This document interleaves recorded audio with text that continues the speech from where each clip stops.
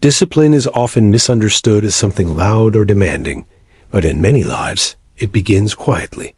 It takes shape through repeated choices that feel ordinary at the time. Choices made not for recognition, but to keep things from falling apart.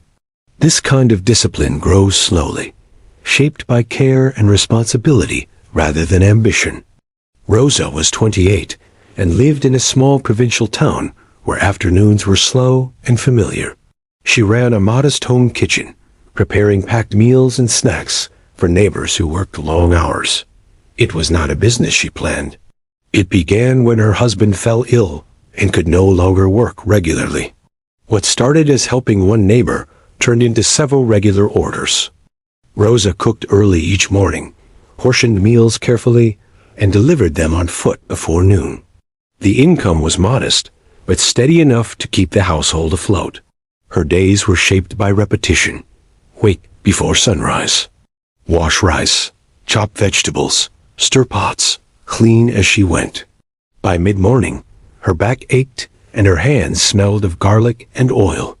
In the afternoons, when the house finally grew quiet, Rosa often felt an urge to stop altogether, to rest longer, to skip a day. No one would blame her. Most people assumed she was already doing more than enough. The moment that tested her discipline came one morning when her husband asked if she could slow down. He worried about her health and told her she did not need to push herself so hard. Rosa listened quietly. She knew he meant well. She also knew that stopping, even briefly, would ripple through their fragile balance. Orders would be delayed. Trust would weaken. Small gaps would appear where stability once stood. That morning, Rosa made a careful decision. She did not argue. She did not promise to rest later. She adjusted instead. She simplified her menu, reduced portions slightly, and organized her kitchen so she moved less. She kept cooking, but with more care for herself. It was not dramatic. It was deliberate. Days turned into weeks. Rosa followed her routine closely, not out of pressure, but out of respect for what her work provided. She wrote down expenses, tracked orders, and planned ingredients ahead of time. When she felt tired, she rested briefly, then returned. When mistakes happened, she corrected them quietly. Her discipline was not strict. It was steady.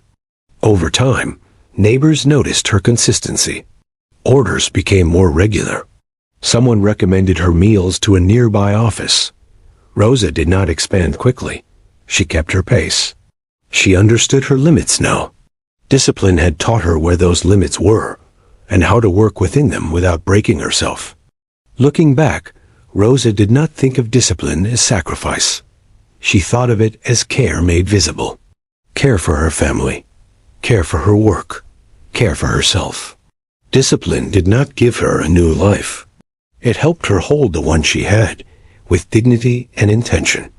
And maybe that is another way to see discipline.